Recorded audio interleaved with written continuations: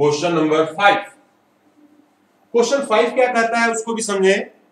Question से a kite is flying at the height of 60 meter above the ground and the string attached to the kite is temporarily tied to the point on the ground. The inclination of the string with the ground is 60 degree.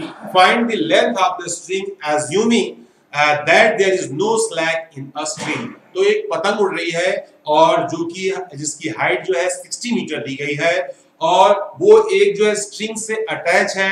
हम मान लीजिए कि temporarily वो जो है string है बिल्कुल सीधी है, टाइट है। The inclination of the string with the ground, उस स्ट्रिंग का इंक्लाइनेशन ग्राउंड के साथ जो है 60 डिग्री दिया गया है। हमें बताना है the length of the string. Question number 5। Question number 5, here is a kite and this kite यहां से उड़ रही है। This is a string. This is the height. Point A, point B, point C. Inclination is 60 degree. String के साथ and here is the 60 meter and we have to find this the value x to find x is equal to what? X is the length of the string, यानी कि हमारे पास ये 60 metre की height पर पतंग उड़ रही है और इंक्लाइनेशन जो है इसका 60 डिग्री है। तो हम जो है इसमें वैल्यू लगाएंगे, परपेंडिकुलर और हाइपोटेनियस का रिलेशन हम इसमें सब्स्टिट्यूट करेंगे और then get the result of S. Next question, question कह रहा है क्वेश्चन नंबर 6 क्या कहता है उसको भी समझें। क्वेश्चन 6 में आपसे कहा गया है कि एक स्टूडेंट है, एक बच्चा है जिसकी हाइट दी गई है और उस स्टूडेंट की जो हाइट है वो है 1.5 metre. Tall boy is standing at a some distance from a 30 metre tall building. एक 30 मीटर ऊंची बिल्डिंग से कुछ दूरी पर वो लड़का खड़ा है।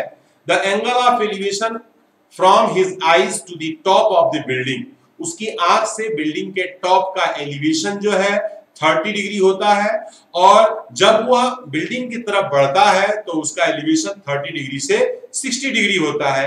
As he walk toward the building, building की तरफ बढ़ता है। Find the distance he walk toward the building. We have to find, वो हमें डिस्टेंस फाइंड करनी है जिसके वह जो है बिल्डिंग की तरफ कितना गया। तो यहां पर this is a building and building की height given 30 meter and student जो कि 1.5 मीटर का हाइट का है, 1.5 मीटर हाइट का है। यहां से इसके टॉप को देखता है तो ये एलिवेशन 30 डिग्री। फिर इसके बाद बच्चा जो है यहां से कुछ x डिस्टेंस यहां तक गया और यहां से फिर इसके टॉप को देख रहा है। द एलिवेशन इज 60 डिग्री और ये भी पॉइंट आपका 1.5 है, ये भी पॉइंट 1.5 है। तो यहां से लेकर के ये जो वैल्यू है हमारी 1.5 हमारा जो है हमारा दिया गया है तो 28.5, this is the 28.5 metre height. तो यहां पर हम लिखेंगे A, B, C, D, E, F, G। हमने सबके पॉइंट्स के नाम लिख दिए और यहां पर लिखेंगे कि इफ लेट AC इज आपका जो दिया गया है AC, इस AC में building and so AB is equal to 30 minus 1.5 that is a 28.5 metre. अब बात आती है, हम यहां पर लिखते हैं इन ट्रायंगल में, ये जो बड़ा ट्रायंगल है ABF, in triangle ABF angle आपका AFB is equal to 30 degree.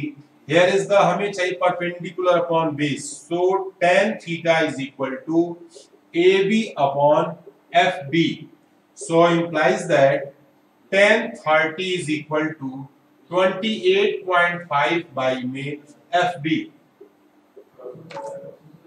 So tan 30 आ जाएगा 1 by under root 3 is equal to 28.5 into FB that is equal to cross multiply होगा F B is equal to 28.5 under root में 3 metre. और ये जो है उसकी total जो हमारी जो दिया गया है, यह इसकी जो लेंथ दी गई है, और हमने इसमें ध्यान दिया कि परपेंडिकुलर और बेस से हमने जो है वैल्यू को फाइंड किया है। और ये हमारे पास नेक्स्ट है कि इन ट्रायंगल ए बी जी में एंगल आपका A G B is equal to 60 degree. फिर से हम यूज करेंगे tan 60 degree is equal to A B by में जी बी।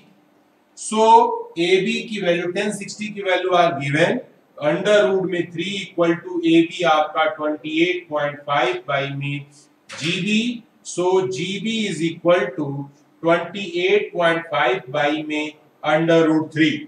तो हम जानते हैं कि रूट 3 की जो वैल्यू होती है वह जो है डिनोमिनेटर में नहीं दिया जाना चाहिए, तो रूट 3 का ऊपर नीचे हम मल्टीप्लाई करेंगे। तो here is 28.5 under root 3 by में 3, और यहां पर 3 से ये वैल्यू कटेगी, ये हो जाएगा 9.5। तो that is equal to 9.5 under root 3 metre. तो यहां पर लिखेंगे कि सो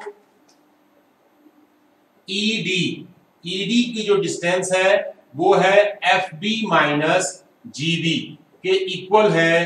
तो हम जो है एफ बी की जो वैल्यू निकाले हैं 28.5 अंडर रूट 3 में से 9.5 अंडर रूट 3 को माइनस करेंगे and get result is here is 18 value आपका दिया गया है। तो so 19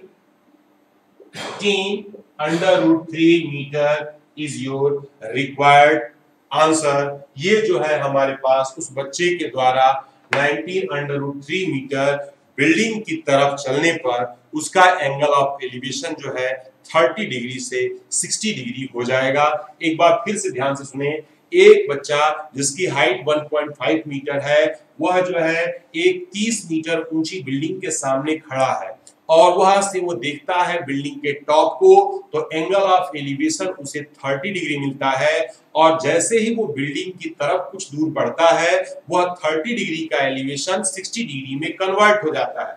we have to obtain, हमें क्या फाइंड करना है, प्राप्त करना है कि डिस्टेंस वह कितना दूर वह बिल्डिंग की तरफ चला है।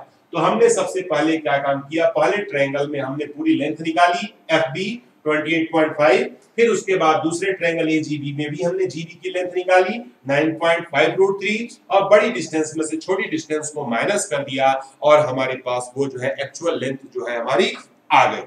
तो स्टूडेंट नेक्स्ट जो है हम आगे बढ़ते हैं।